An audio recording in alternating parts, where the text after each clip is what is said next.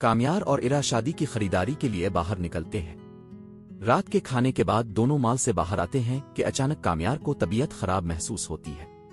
وہ ارا سے کہتا ہے کہ وہ ابھی آتا ہے اور باہر چلا جاتا ہے۔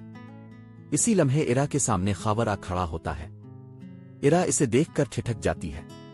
خاور بغیر کچھ سوچے سمجھے اس کا ہاتھ پکڑ لیتا ہے، مگر اس کی آنکھوں میں نفرت صاف جھلک رہی ہوتی ہے۔ اگلا دن آتا ہے، نکاح کا دن۔ ارا سرخ جوڑے میں نکاح کے لیے بیٹھی ہوتی ہے۔ اس کے سامنے کامیار بیٹھا ہوتا ہے۔ عرفان صاحب کے چہرے پر سکون ہوتا ہے کہ آخرکار ان کی بیٹی ایک اچھی جگہ بیاہی جا رہی ہے۔ مولوی صاحب نکاح کی کارروائی شروع کرتے ہیں۔ اسی دوران اچانک ایک ویڈیو سب کے سامنے چلائی جاتی ہے جس میں ارا کو کسی اور لڑکے کے ساتھ دکھایا گیا ہوتا ہے۔ ویڈیو بالکل غلط، گھٹیا اور انتہائی قابل نفرت ہوتی ہے۔ کامیار کا دماغ سن ہو جاتا ہے۔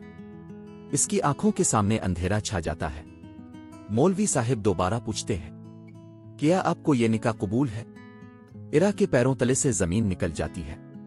وہ گھبرا کر کہتی ہے، کامیار یہ سب جھوٹ ہے، میری بات سنو۔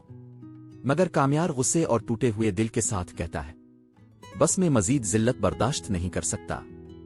کامیار اپنی فیملی کے ساتھ وہاں سے چلا جاتا ہے۔ ارا وہیں کھڑی رہ جاتی ہے، بالکل خاموش، جیسے اس کی آواز ہی چھن گئی ہو۔ گھر میں گہری خاموشی چھا جاتی ہے۔ ادھر کامیار اس ویڈیو کی تحقیق شروع کرتا ہے۔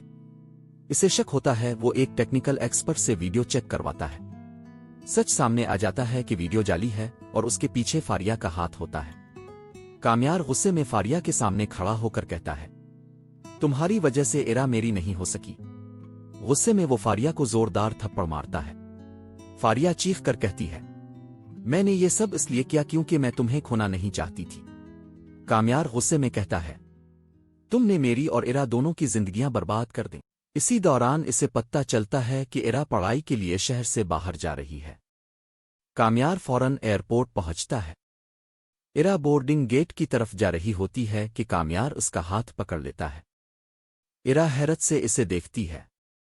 کامیار بھاری آواز میں کہتا ہے، اگر ارا میری نہیں ہوئی تو میں اپنی جان لے لوں گا۔ عرفان صاحب کی آنکھوں میں آنسو آ جاتے ہیں۔ وہ سمجھ جاتے ہیں کہ کامیار کی محبت سچی ہے۔ وہ کہتے ہیں، گھر چلو، نکاح دوبارہ ہوگا۔ 1 سال بعد دوبارہ نکاح کا دن آتا ہے۔ وقت گزرتا ہے اور ارا ایک خوبصورت بیٹے کو جنم دیتی ہے۔ کامیار اپنے بیٹے کو گود میں اٹھا کر مسکراتا ہے۔